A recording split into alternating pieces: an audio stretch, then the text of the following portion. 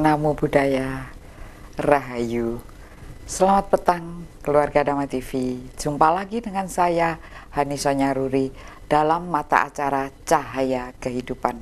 Harapan saya cahaya kehidupan ini mampu betul-betul memberi cahaya di dalam kehidupan Anda.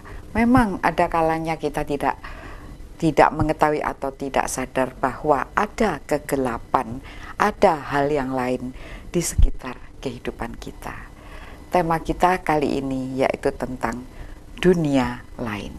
Nah, tema ini tentu menarik sekali bagi seluruh pemirsa Dhamma TV. Nanti kami persilahkan untuk bergabung di WA dan SMS yang sudah kami persiapkan. Baik, kita sapa dahulu para narasumber yang sudah kami undang untuk bersama-sama mengupas tentang apa saja di dunia lain ini. Kita sapa dahulu beliau. Yang pertama yaitu Yang Mulia Bante Dhammawijayo Mahatera. Bante, Namo Buddhaya. Suki Hontung, Namo Buddhaya. Semoga semua makhluk berbahagia untuk mendapatkan sinar kebijaksanaan batin dan pikiran kita bersama. Terima kasih Bante. Dan yang kedua yaitu Bapak Priyambodo. Ki, selamat sore Rahayu. Selamat sore Rahayu Wilujeng. Terima kasih sudah hadir di studio. Dan tentang dunia lain ini, dalam keseharian kita itu tentu merasa ada sesuatu yang lain di dalam keadaan kita sehari-hari ini. Ada yang berkata ada dunia astral, ada dunia makhluk halus, ada dunia yang lain, sehingga kita merasa bahwa sesungguhnya kita tidak sendiri hidup di dunia ini.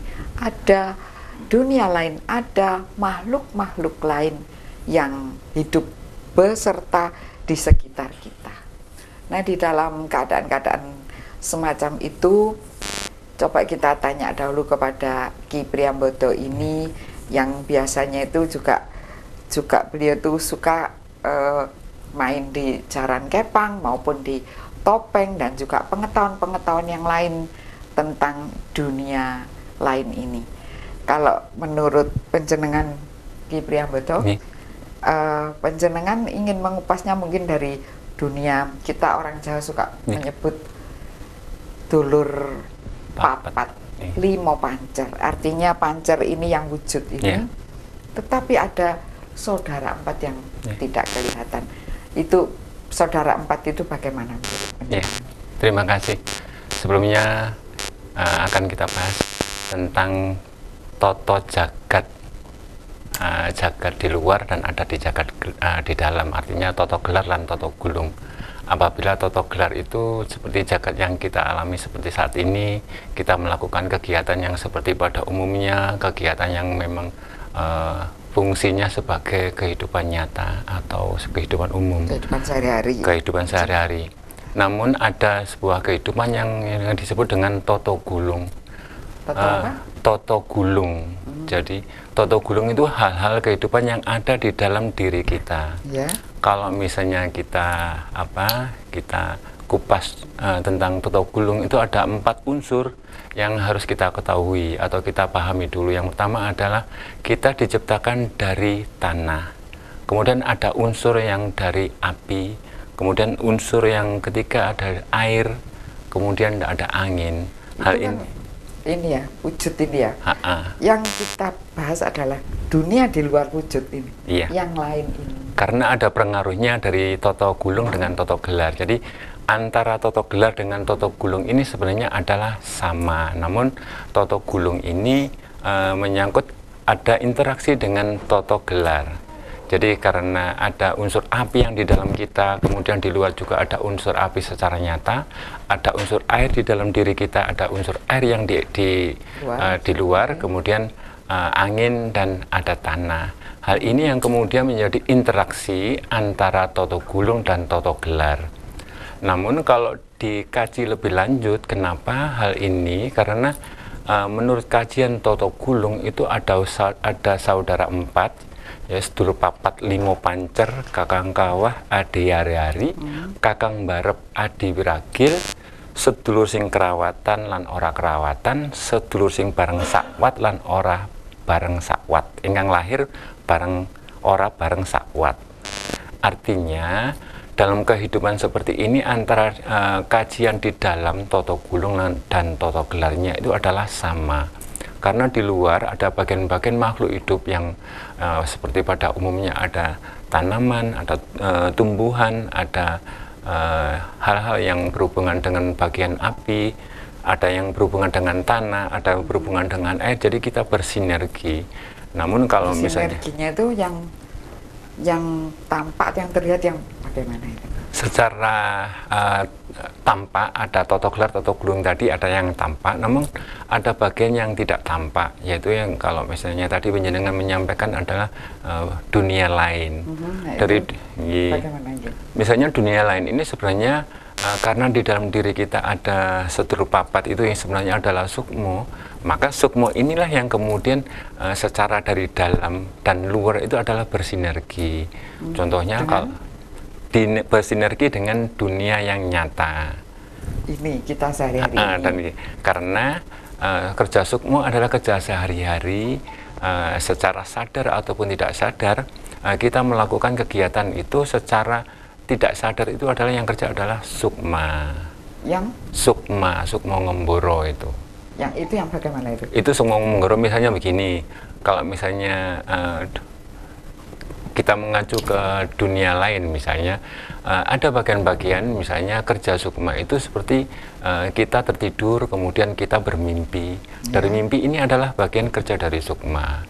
Kalau misalnya kajian dengan dunia lain, maka ada bagian-bagian dari kerja sukma yang bersinergi dengan makhluk-makhluk yang lain. Di antara karena selain dari kita yang nyata ini ada Tuhan menciptakan makhluk itu bukan hanya manusia, namun tumbuhan. Ini kalau misalnya dikaji dari asalnya, dari misalnya tadi kalau empat unsur tadi, ada misalnya tumbuhan, kemudian adalah hewan, kemudian ada makhluk-makhluk yang lain. Karena ini adalah bagian yang diciptakan dari api. Namun ada juga yang diciptakan dari angin. Jadi semua itu sebenarnya bersinergi dengan kehidupan nyata ini, begitu ya. Kalau menurut penjenengan ada enggak bukti nyata bahwa misalnya yang angin kita juga yang makhluk angin lainnya misalnya? Begini, karena secara konteks nyata dalam kehidupan sehari-hari itu unsur api yang lebih dominan daripada unsur yang lain. Jadi kalau misalnya unsur api itu salah satu contohnya kita marah, itu adalah bagian dari unsur api yang memang dominan. Jadi kalau misalnya unsur api ini dikembangkan secara secara umum, konteks yang umum itu misalnya ada bagian dari kehidupan secara umum yang kemudian dikaitkan atau diimplementasikan secara nilai-nilai seni. Itu. Seni. Ya, misalnya kayak tadi penjenengan menyampaikan kayak nyusewu jaran kepang, terus ada bentuk-bentuk pementasan topeng atau bentuk-bentuk ujung yang memang kalau secara marah betul. Kalau marah betul itu adalah unsur api yang timbul atau yang muncul. Ya. Apakah itu bersinergi dengan dunia lain yang juga api? Benar, karena seseorang yang pada dasarnya tidak bisa mengendalikan sifat emosi atau sifat amarahnya, maka secara ini kajian secara Toto Gulung, maka secara Toto Gelar, secara nyatanya maka akan bersinergi dengan makhluk yang ada di luar. Makhluk yang ada di luar. Salah satunya kalau misalnya implementasinya ke bentuk-bentuk yang diciptakan ke seni. Jadi sebenarnya ada seni itu adalah bagian implementasi kegiatan dari diri seseorang dengan makhluk di luar yang diimplementasikan atau diarahkan dengan intinya untuk mengendalikan nafsu itu sendiri. Itu. Gitu ya. Jadi ini lebih kepada emosi, nafsu begitu yang dipengaruhi oleh makhluk-makhluk lain yang juga terpengaruh. Itu kajian dari Ki Priambodo bahwa manusia yang terdiri dari 4 unsur ini akan bisa ada terpengaruh atau saling mempengaruhi antara makhluk halus dengan makhluk kasar. Satu contoh misalnya yang jelas itu, saya itu pelakunya sendiri. Itu ketika saya memainkan Nyi Putut. Nyi Putut itu adalah rangkaian dari alat-alat dapur yang kepalanya dari batok kelapa, yang kemudian badannya dari keranjang, tangannya dari sapu. Ketika kita rangkai dan kita beri baju dan ada energi dengan bertepuk tangan dan menyanyi-nyanyi, memang itu bisa memasukkan roh halus yang juga suka bermain-main.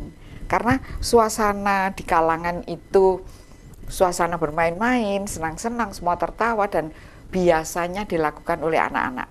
Otomatis yang masuk ini juga roh anak-anak, karena itu sudah salah satu bagaimana ya, kehidupan di dunia ini sebenarnya berkelompok.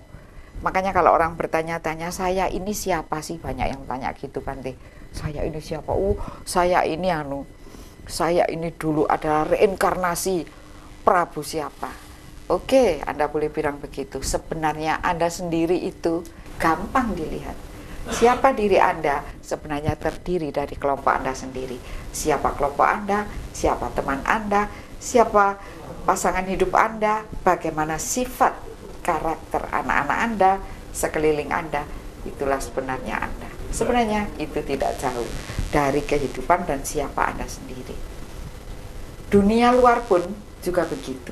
Ini banyak sekali itu kalau kita perhatikan, terutama di kitab suci Parita, kitab suci umat Buddha, itu di awal ketika kita membaca Parita itu sudah menyebut makhluk-makhluk dari dunia lain.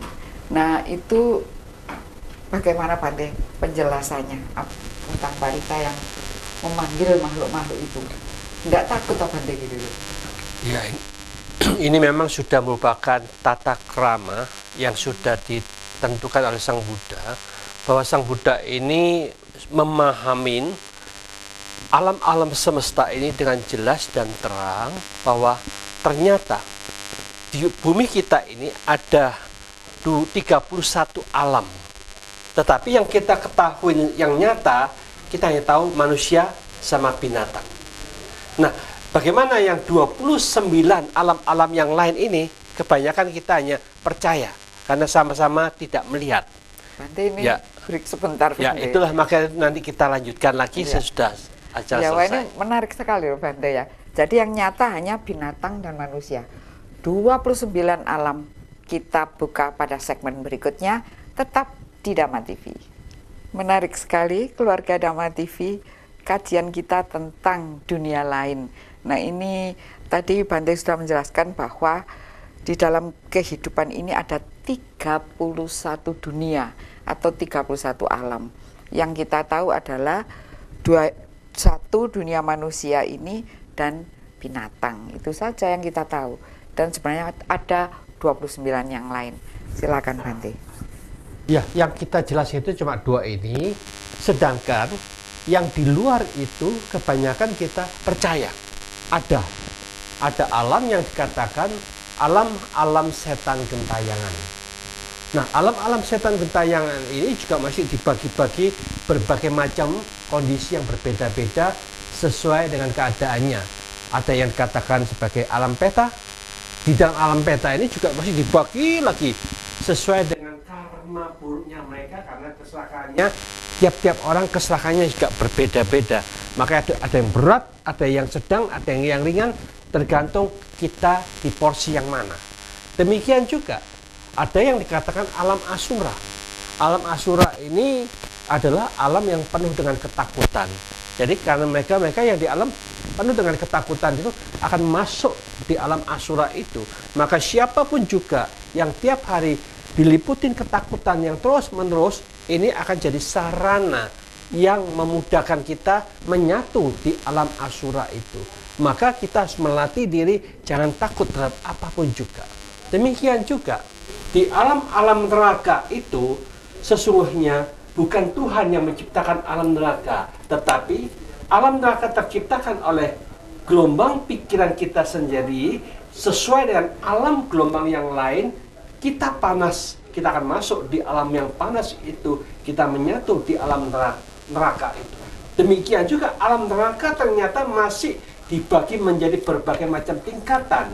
Maka dengan demikian alam neraka bukan satu dan tidak, bukan kekal juga. Maka dengan demikian ini alam-alam neraka itu sesuai dengan bobot yang kita miliki, sampai di mana kejahatan kita. Kalau kejahatan yang luar biasa berat, kita masuk neraka yang paling dalam dan sangat lama di situ.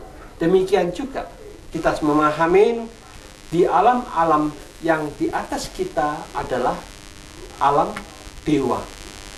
Nah, di dalam alam dewa ini ada 6 tingkatan. Sampai di mana kebajikan kita, di tempat itulah kita akan menempatin. Maka dari itu kita diminta oleh Sang Buddha, perbanyak kebajikan supaya kita bisa mencapai alam-alam dewa yang lebih tinggi dan lebih mewah dan lebih lama dan lebih bagus. Itulah yang dikatakan alam-alam dewa ada 6 tingkatan. Demikian juga sebaliknya. Alam-alam yang masih lebih tinggi lagi yang disebut alam Brahma. Alam Brahma itu bukan juga diciptakan oleh Tuhan, tetapi diciptakan oleh gelombang pikiran kita. Tiap-tiap orang ketika dia memiliki gelombang yang tenang dan hening, dia bisa masuk di dalam alam-alam ketenangan itu. Ada 26 tingkatan. Ada 20 tingkatan. Maka dengan demikian inilah yang dikatakan alam 20 tingkatan itu tergantung gelombang pikiran kita. Kita gelombangnya itu seberapa halusnya, seberapa tenangnya. Maka dengan demikian inilah yang dikatakan, kalau kita ingin mencapai tingkatan-tingkatan yang tinggi itu, ternyata kita juga harus melatih diri kita masing-masing seberapa tenangnya pikiran kita. Sehingga di dalam meditasi itu kita dikatakan ada 8 tingkat ketenangan itu. Di dalam 8 tingkatan ketenangan inilah yang dikatakan kita masuk di dalam tingkatan yang mana. Jana 1, kedua sampai keempat ini namanya rupa jana yang masih ada bentuk. Sedangkan ke-5 sampai ke-8 ini disebut arupa jana. Jadi kalau kita sering meditasi dengan mengosongkan pikiran, disitulah kekosongan ini pun juga memiliki tingkatan-tingkatan yang berbeda-beda. Jadi alam 31 alam ini adalah terciptakan sedemikian rupa, merupakan energi gelombang pikiran kita masing-masing, sehingga dengan demikian ini 31 alam tidak ada satupun yang menciptakan, tetapi terciptakan oleh hukum alam yang apa adanya sesuai dengan kebiasaan pola pikir kita masing-masing. Maka dari itulah yang dikatakan Sang Buddha mengatakan bahwa kita mau bahagia, ciptakan kebahagiaan di dunia ini. Ketika kita bahagia di dunia ini, kontinuitas kita pun akan bahagia. Kalau kita mau damai, ciptakan kedamaian dalam pikir kita pribadi masing-masing. Ketika kita sudah damai, kita di sini damai, nanti meninggal pun menuju alam yang penuh kedamaian. Kita mau tenang, ciptakan ketenangan, kita akan mencapai ketenangan. Kita mau bersih, suci, kita pun akan melatih diri untuk membebaskan diri kita, bebas dari semua lahir dan mati itu di luar 31 alam yang dikatakan. Siapapun juga membebaskan pikirannya dari semua keterikatan dari lahir dan mati, kita akan bebas dari 31 alam. Itulah yang dikatakan mencapai nibbana, bebas dari semua penderitaan. Jadi banyak alam kan ya? Di bawah manusia tadi apa Bende? Ya, di dalam manusia itu ada alam binatang, ada alam peta, alam asura, alam neraka. Jadi neraka, asura, peta, binatang, Ya, manusia ini. Jadi Asura, dengan demikian ini ya otomatis setelah di atas manusia ini kita ada 6 alam dewa. Dari alam dewa di atas lagi ada 26 tingkatan. 20 tingkatan alam-alam dewa Brahma. Di dalam dewa Brahma itu dibagi menjadi yang ini yang rupa bumi dan ini arupa bumi. Arupa bumi ada 4 bagian. Yaitu jadi 20, jadi 16 itu adalah rupa bumi yang masih punya Ada bentuk. rupa, Ya, ada itu. rupanya. Jadi dengan demikian inilah yang dikatakan bahwa ilmu Sang Buddha itu begitu mendetailnya menjelaskan semua ini berdasarkan gelombang, sehingga dengan demikian secara ilmiah surga, neraka, alam setan itu terciptakan oleh kebiasaan-kebiasaan pola pikir kita masing-masing. Kita condong menciptakan kebiasaan pikir kemana, ke situ pula kita akan menuju. Kalau kita selalu tenang, damai, hening, otomatis ini akan menciptakan lingkungan kita damai, hening, dan bahagia. Tetapi kalau kita yang sering buat kacau, buat perang, wah ini sudah bagian neraka nanti mereka, kasihan. Tapi sebenarnya hidup ini kan juga begitu, Bante. Di dalam hidup itu kita ini juga bertambah baik dan akan berkelompok dengan yang sesuai pikiran kita. Misalnya zaman kecil kita hidup di sini. Ketika nanti belasan tahun hidupnya teman-temannya juga berubah, Bante. Ketika di dalam masa perkawinan 20-30 berubah lagi. Nah, ini Bante selalu mengatakan hidup itu menuju baik. Hidup itu harap lebih baik menjadi kesempurnaan. Kalau bahasanya Ki Priyambodo kasampurnaning dumadi, hidup menjadi lebih baik. Mohon diterangkan untuk hidup lebih baik menurut Sang Buddha. Ya, kita akan menjadi lebih baik itu juga tergantung pergaulan. Maka dari itu Sang Buddha sudah menekankan bergaul itu sangat-sangat penting, harus kita perhatikan. Sehingga yang pertama, jangan bergaul pada orang yang bodoh. Jadi kalau kita mau tambah ilmu, kita harus bergaul pada mereka yang bijaksana, yang lebih pandai daripada kita. Sehingga dengan demikian ini kita akan mendapatkan ilmu mereka, sehingga kita akan tambah bijaksana bagaimana supaya kita ini bisa maju. Di dalam duniawi kita maju, di dalam spiritual juga kita maju. Kalau dua hal ini bisa kita jalankan bersamaan, itulah yang dikatakan tujuan kita memajukan segala bidang akan tercapai. Jadi teman itu mempengaruhi, Bante, ya? Lingkungan sangat mempengaruhi, dan juga dunia lain itu apakah juga mempengaruhi kita, Bante? Dunia lain itu sesungguhnya mereka tidak bisa mempengaruhi kita, kecuali kalau kita ini memang tidak pernah menata pola berpikir, dibiarkan. Lama-kelamaan gelombang pikiran kita itu bukan di gelombang sebagai manusia, tetapi gelombang kita itu condongnya ke arah bawah. Ketika kita di bawah ini, saat itulah yang dikatakan kekuatan-kekuatan energi yang rendah ini akan bisa mempengaruhi kita. Karena gelombang kita sama dengan mereka, sehingga mereka bisa mempengaruhi. Kalau kita gelombangnya lebih tinggi, mereka tidak akan bisa mempengaruhi. Terus kalau itu, Bante, kan di dalam doa itu semoga makhluk yang ada di gunung turunlah ke sini karena saya sedang baca parita. Kira-kira itu loh, Bante, yang mana itu ya, Bante? Lupa saya. Itu mohon diterangkan, Bante.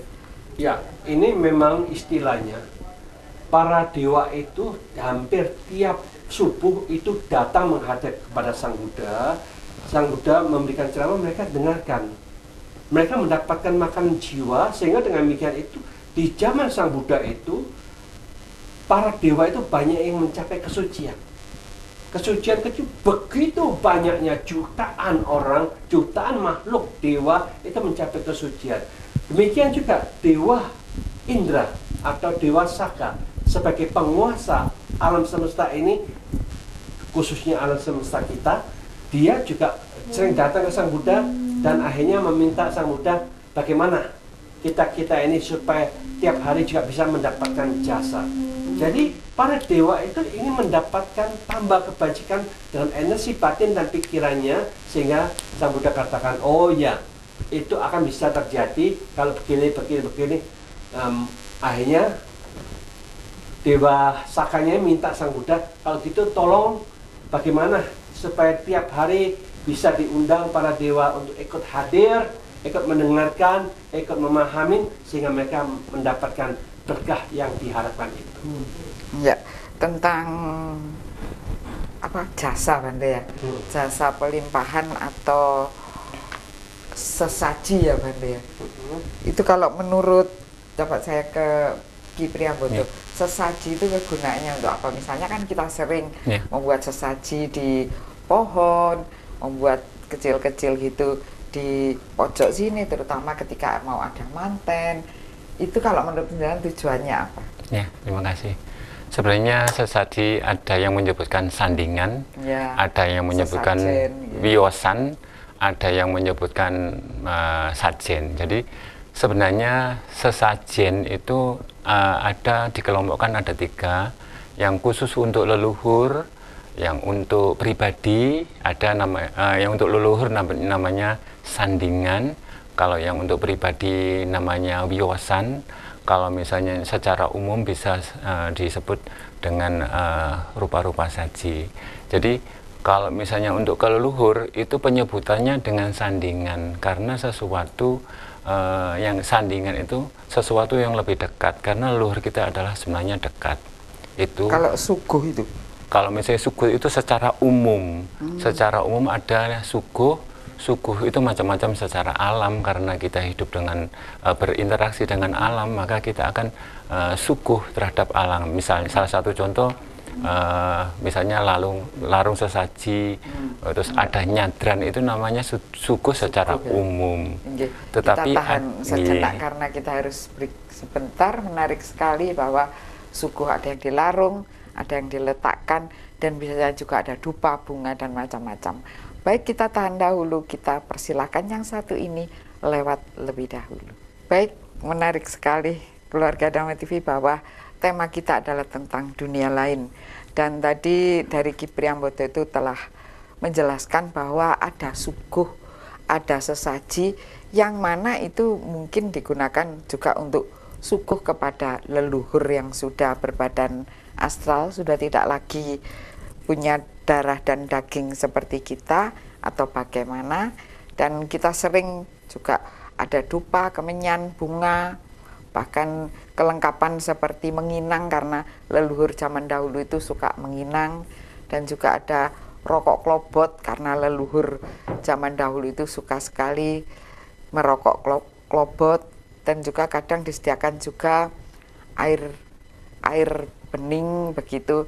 Nah, itu kita tanya pada Ki Priambodo, suguh tadi yang bagaimana dan bagaimana. Hal yang perlu kita kupas, jadi penget itu ada wiosan. Wiosan itu artinya memperingati hari kelahiran, misalnya kalau di Jawa begitu.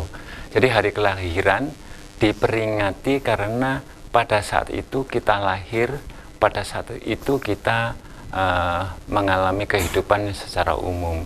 Jadi di sana juga ada ubur-rampe khusus yang memang biasa disediakan oleh orang-orang Jawa khususnya, misalnya kopi, air putih, teh, dan sekar telon. Kalau untuk sandingan sederhana, namun ada lebih jangkep, lebih detail, itu misalnya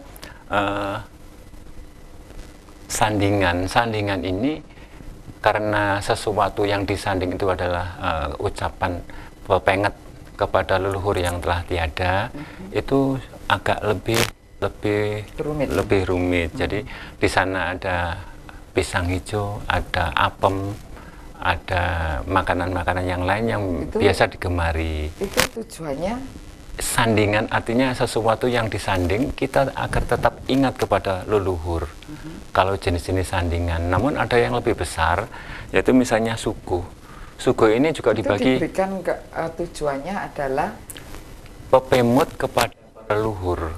Jadi leluhur yang sudah tidak ada. Leluhur yang sudah tiada, kita menyampaikan doa, menyampaikan sesuatu permohonan maaf dan seterusnya saat hari-hari tertentu, atau misalnya geblak itu wujud dari sandingan, misalnya Jumat Legi, Jumat Kliwon, atau menjelang sebelum puasa atau setelah puasa, itu ada jenis-jenis sandingan. Namun yang lebih kompleks itu adalah jenis suguh, karena suguh ini lebih luas. Jadi seperti halnya bersih deso, kemudian ada apa? Enggak, artinya itu Nggih. kalau lebih lengkap itu tujuannya kita berbicara tentang dunia Nggih. lain ini tujuannya juga kepada leluhur atau perdanyangan Iya. gitu ya, yang artinya itu sebuah desa itu juga ada Iya. makhluk lain Iya. yang tinggal di situ, jadi diberikanlah itu tujuannya. Jadi yang merupakan pembedaan adalah sandingan. Sandingan itu pemut yang disampaikan kepada luhur secara pribadi dari mbah ke atasnya itu secara kepada mbahnya. secara garis keturunan. Itu namanya sandingan. Namun yang lebih besar seperti suku itu lebih besar, seperti nyadran itu adalah pepemut kepada leluhur yang nyesewu jajah desa, buka desa atau sesuatu yang lebih ke arah wilayah. Jadi yang lebih besar misalnya yang babat desa, bedah kerawang, yang baurekso misalnya seperti itu diadakan sejenis upacara atau ritual khusus yang namanya suguh. Suguh macam-macam, ada yang namanya nyadran. Nyadran itu kepada leluhur yang lebih luas, dan kecenderungan nyadran ini garis keturunannya lebih ke arah para raja-raja yang babat tanah desa, atau misalnya kalau Malang misalnya ada, memang awalnya dari Malang itu bentuknya nyadran. Namun kalau misalnya bentuk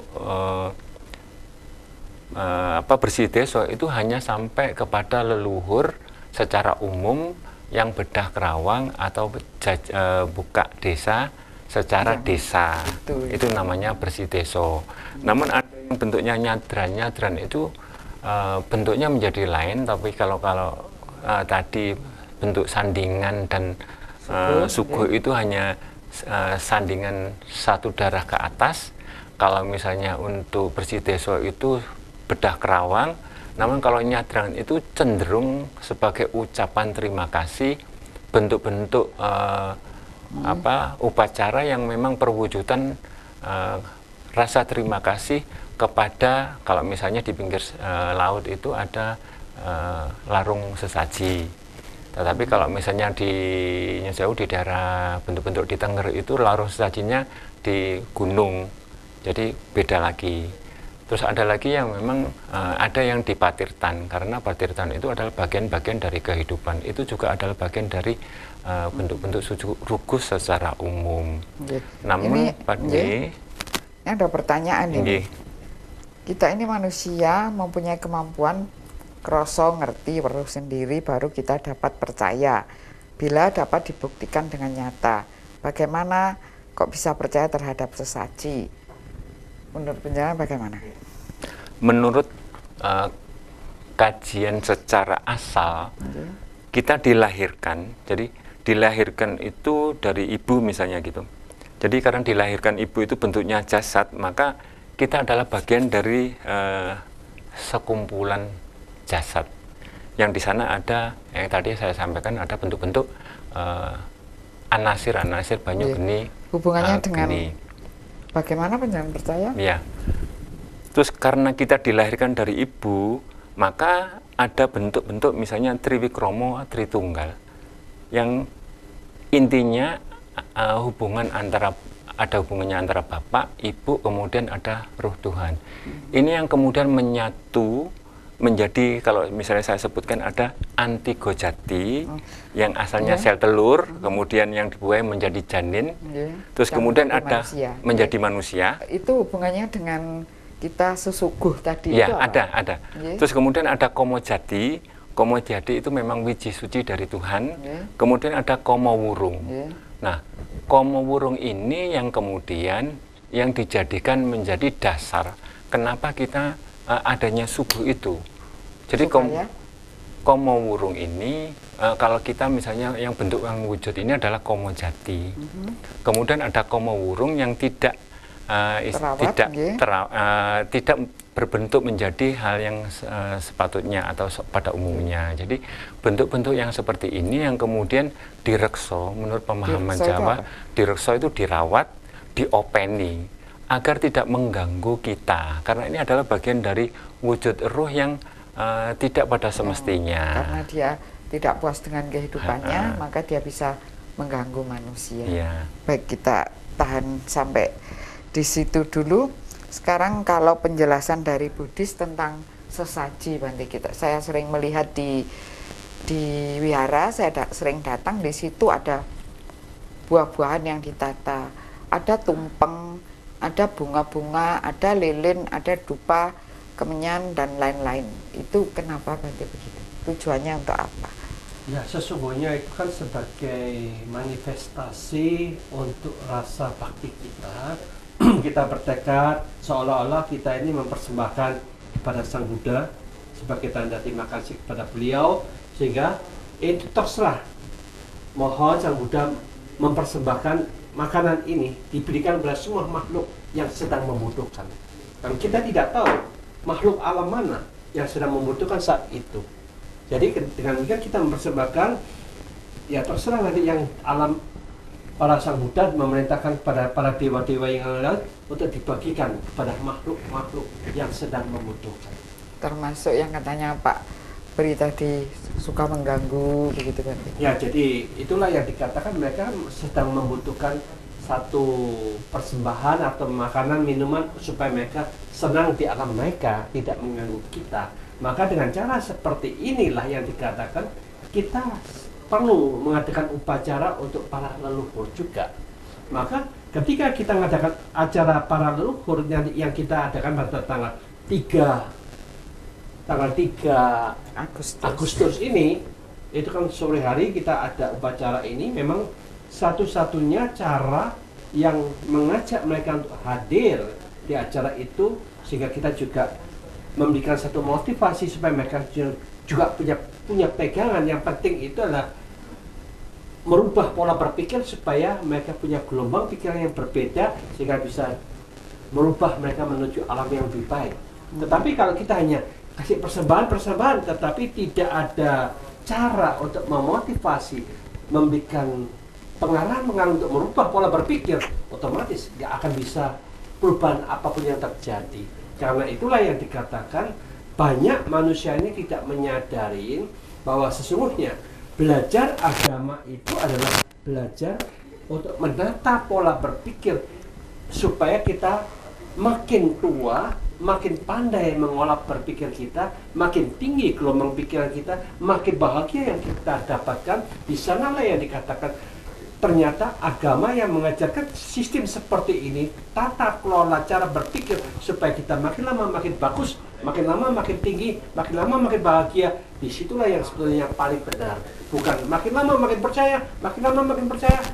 Kalau hanya tekanan percaya itu memang tidak bagus, tidak mengajak mereka tambah bijaksana, tetapi mengajak mereka tambah bijaksana, mengajak mereka untuk meningkatkan kualitas batinnya. Disitulah yang dikatakan bahwa apapun yang dibuat, apapun yang dilakukan ini demi kebahagiaan kita pribadi, juga demi kebahagiaan semua makhluk. Jadi apa yang kita persembahkan sebagai perwujudan untuk menunjukkan rasa bakti seperti itu. Jadi itu bisa diterima berbagai makhluk, sekalipun yang juga di alam-alam bawah, ya Bante ya? Ya, sangat-sangat banyak. Jadi otomatis itulah yang dikatakan ketika kita berupacara ini, banyak makhluk yang datang itu, yang dari atas maupun yang dari bawah. Yang dari atas mereka bisa mengajak yang lainnya yang kurang mampu masuk ikut menerima persembahan itu. Baik, keluarga Dhamma TV, ada pepatah mengatakan tak raja menolak sembah, artinya semua orang itu membutuhkan persembahan. Anda juga kan, bagaimana kita bisa menerima persembahan? Tetap di Dhamma TV. Setelah yang satu ini kita kembali. Menarik sekali keluarga Dhamma TV. Kadang-kadang manusia ini memang supaya bangga, supaya baik juga butuh persembahan. Di dalam dunia nyata ini kita juga butuh diberi selamat pagi, artinya semoga selamat di pagi ini, selamat petang, semoga selamat di petang ini. Bahkan ekstrimnya kalau orang Jawa itu mengucapkan terima kasih juga diberi sembah, matur sembah nuwun. Artinya begitu saya memuji, memberikan sembah saya karena saya berterima kasih. Dan kita perlu juga untuk meningkatkan spiritual kita, jati diri kita, kebaikan kita dengan banyak doa-doa. Di dalam agama Buddha disebutkan banyak doa untuk memotivasi diri menjadi lebih baik. Tentang dunia lain ini, saya kembali lagi kepada Pak Pri sebentar, mungkin ada tambahan nanti kepada Bante, monggo. Jadi karena bentuk dari wiji tadi ada yang namanya komowurung. Komowurung ini sebenarnya perlu diperhatikan, perlu diopeni karena komowurung adalah sebenarnya wiji yang tidak jadi. Wiji yang tidak jadi ini tidak bahagia, tidak berbahagia. Jadi amrih saged memayu hayune mring sesami. Jadi ini tetap kita perhatikan karena ketika kita lahir ada bagian-bagian yang kita hidup bersama. Nah, ketika di dalam kandungan ada darah, ada air, ada angin, kemudian ada api. Jadi ketika di dalam kandungan si Jabang ini hidup bersama dengan beliau. Jadi ketika lahir bagian-bagian ini yang terpisahkan secara lahir. Pada zaman dahulu ada yang dicuci ari-arinya lewat air atau sungai, kemudian sungainya ikut kemana-mana. Ini adalah bagian yang tidak terawat. Kalau misalnya menurut pemahaman, ini adalah bagian saudara yang perlu dirawat agar supaya tidak menjadikan reridu atau nyerimpeti lampah-lampah seseorang ketika hidup. Jadi bagian ini adalah yang tadi sampaikan Bu Hani, adalah perlu adanya persembahan, perwujudan bahasa Jawane ngakoni atau misalnya mengeti atau menghargai bagian-bagian yang memang dulu ketika lahir adalah bersama-sama. Ini wujud dari memayu hayune mring sesami. Jadi sebenarnya patut selayaknya kita menghargai terhadap sesama, baik itu sesama manusia, kepada hewan, kepada tanaman, ataupun kepada alam. Karena ini adalah wujud dari derek turut memayu hayune, derek turut memayu mering malaning bumi, ming malaning bumi. Jadi bumi itu perlu diperhatikan karena dengan kita memperhatikan malaning bumi tidak datang kepada kita. Artinya ada sebuah persembahan yang tadi ada di sumber. Di sumber itu diadakan sebuah kegiatan upacara ritual atau persembahan. Kalau misalnya tadi ada nyadran yang di sumber, nyadran yang di sumber ini adalah ketika kita datang ke sumber, kita mengadakan kegiatan ritual di sana, maka pohon akan terjaga, kebersihannya akan terjaga, maka sumber air yang keluar itu akan juga ikut terjaga. Ini salah satu dari derek turut memayu hayuning kegiatan itu ada manfaatnya. Memayu itu artinya memberi kesejahteraan. Memayu hayuning mring bawon, memayu mring malaning bumi. Memayu mensejahterakan mring kepada malaning bumi. Molo itu molo, dewa mala, bahaya, ya kan? Bahaya, jadi juga ikut serta agar bahaya terkendali, artinya begitu. Jadi tidak mereka juga memberi suguh kepada dewa mala, itu kalau di Buddha namanya dewa mala, agar tidak mengganggu bumi, begitu ya. Dan itu kalau kita lupa, nah seperti saat ini juga Gunung Tangkuban Perahu juga erupsi, Gunung Kerinci juga erupsi, jadi hati-hatilah kita, mungkin kita kurang memberi sesaji. Betulkah kita kurang memberi sesaji? Tanya pada diri sendiri, apakah bulan ini, hari ini saya sudah memberi sesaji? Tentu belum, banyak yang belum, karena sudah dilupakan. Baik, kita kepada Yang Mulia Bante, tentang ini Bante, manusia itu perlu juga untuk memperhatikan bumi, memperhatikan sekitar dengan memberi sesaji. Karena dari Pak Win Kalibakar itu tadi bertanya, kalau katanya kan kroso ngerti baru, artinya kalau saya tidak lihat sendiri, kalau saya tidak merasakan sendiri, bagaimana saya bisa percaya? Seperti yang dikatakan Sang Buddha kan apa itu, hipasiku. Nah, itu bagaimana Bante hubungannya?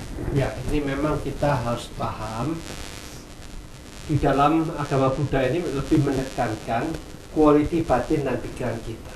Maka dari itu kita tadi sudah menjelaskan alam-alam di luar diri kita, supaya kita tidak sampai masuk di alam neraka. Ternyata neraka itu bisa kita alamin ketika batin dan pikiran kita itu gelombangnya sama dalam neraka, kita bisa menyatu masuk ke sana. Maka dengan demikian ini, kebencian itulah yang mendorong kita masuk ke alam neraka. Maka kita sebagai manusia berusaha jangan menimbulkan kebencian, supaya pintu menuju neraka tidak akan kita masukin lagi. Kalau kita masih dengan penuh kebencian, siapapun juga, kita punya agama apapun juga, KTP terus agama apapun juga, itu tidak ada artinya. Karena gelombang pikiran yang penuh dengan kebencian yang sedang terbakar, kita sama di alam neraka, kita juga terbakar di alam sana. Maka dengan demikian, hati-hatilah dengan kemarahan kita sendiri, kendalikan, kuasain. Inilah yang dikatakan merasakan pikiran yang sesuai dengan kondisinya akan menyebabkan kita bisa terlahir di situ.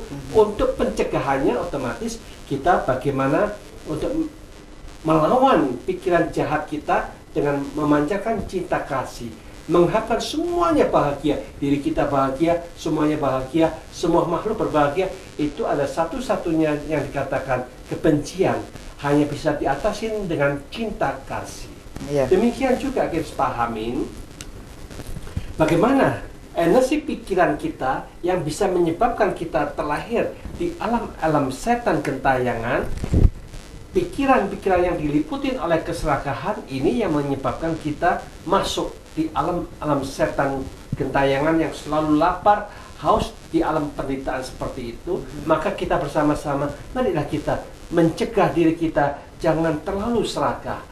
Kita harus mengurangi keserakahan kita dengan sering membantu, menolong, dan menyenangkan banyak makhluk. Otomatis inilah yang mencegah kita supaya tidak masuk di alam-alam setan gentayangan itu. Demikian juga kita harus paham bahwa kita bisa masuk ke alam binatang itu karena Sang Buddha katakan karena kebodohan kita. Kita tidak tahu yang benar yang mana, yang salah yang mana. Maka kita ini belajar agama adalah belajar untuk tahu yang ini benar, yang ini salah. Tetapi benar atau salah kita bisa menilai karena diri kita sendiri. Kalau seandainya ada guru yang sekarang ini guru-guru yang ekstrim mengajarkan membunuh, merampok, memperkosa, membakar orang yang beragama lain, itu tidak dosa. Kita tidak usah mengatakan pada mereka itu benar atau salah. Kita tanya kepada diri kita sendiri, apakah aku mau dibunuh? Apakah aku mau dicuri, dirampok, diperkosa, dibakar? Kita kalau tanya diri sendiri, aku nggak mau digitukan. Berarti kita tahu itu kejahatan, itu tidak baik, jangan melakukan pada pihak yang lain. Jadi guru yang mengatakan membunuh, merampok, memperkosa dari agama lain itu tidak dosa, itu salah. Berarti kita sudah paham dengan melihat ke dalam diri kita sendiri seperti ini. Seperti itu pula yang diharapkan oleh semua makhluk. Demikianlah hukum alam akan berlaku kepada siapapun juga. Kalau salah tetap salah, kejahatan tetap kejalan. Maka dari itu kita bersama-sama menjaga bumi ini supaya damai dan bahagia. Kejahatan jangan dikatakan sebagai agama. Kejahatan adalah kejahatan, mereka hanya pakai topeng agama. Jadi kita sebenarnya katakan agama semua adalah indah untuk menuju kedamaian. Yang tidak membawa kedamaian, dia adalah musuh kita bersama. Dia bukan agama, dia hanya memakai topeng. Maka kita jangan percaya sama orang-orang yang berbicara seperti itu, yang sengaja mau bikin kacau, bikin peperangan di dunia kita ini. Maka dengan demikian, itulah yang dikatakan orang bijaksana bisa menilai dengan jelas dan terang. Kita tidak mau masuk neraka, kita tidak mau masuk ke alam setan, kita tidak mau masuk ke alam binatang. Kita memiliki kebijaksanaan untuk menilai yang benar sebagai benar, yang salah sebagai benar, supaya kita tidak akan bisa masuk neraka lagi, tidak masuk alam sengsara lagi. Jagalah ucapan yang benar, tingkah laku yang benar, otomatis itu akan menutup alam-alam sengsara kita. Kita suka berbuat baik, menjaga sila dengan baik, itulah membuka jalan kita bersama-sama menuju ke alam-alam surgawi. Bahwa kalau kita mau lebih tinggi lagi, marilah kita latih, tenangkan damaikan, heningkan pikiran kita, dilatih setinggi yang bisa kita capai, sehingga dengan cara ini ketenangan dan kedamaian makin lama makin tinggi, kita pun akan mencapai alam-alam dewa Brahma yang lebih hening, lebih damai dan lebih bahagia. Di sanalah yang dikatakan kita berjuang bersama untuk meningkatkan kualitas batin kita. Di sinilah yang dikatakan kualitas batin itulah yang menentukan kita, yang kita rasakan, yang kita buktikan. Di sinilah yang akan menjadi sarana yang bisa kita temukan bersama. Maka dengan demikian, ingat baik-baik, agama bukan terletak dalam kitab suci. Agama yang sesungguhnya terletak di dalam kualitas batin dan pikiran kita secara pribadi masing-masing. Siapapun juga yang sudah punya agama sekian puluh tahun, tetapi kita masih gelisah, masih takut, masih cemas, masih bingung, cepat marah, cepat stres, dan selalu menderita, berarti agama yang kita miliki tidak membawa manfaat. Maka dari itu, bukan agama yang salah, tetapi Anda sendiri yang salah, tidak mampu menata, memperbaiki pola berpikir kita untuk meningkatkan kualitas batin kita, sehingga kualitas batin itu akan tertingkatkan kalau kita dengan rajin bersamadi, latihan ke dalam diri kita, introspeksi ke dalam diri kita, kendalikan pikiran, arahkan selalu ke arah positif, sehingga dengan cara-cara seperti ini siapapun juga yang melatih setiap saat, setiap hari, setiap bulannya terus dilatih, makin lama makin tua, makin indah, makin tenang, makin damai, makin bahagia. Disitulah yang dikatakan manfaat. Melatih diri, mengikuti agama yang menuju kita membawa kedamaian dan kebahagiaan itu akan terwujud dengan nyata dan jelas. Ya, terima kasih kepada Yang Mulia Bante dan terima kasih juga kepada Ki Priambodo.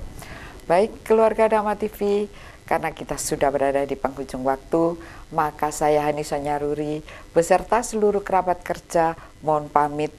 Maka akan kita bertemu pada Jumat yang akan datang dengan kata terakhir yaitu Sabbe Sata Bhawantu Sukitata.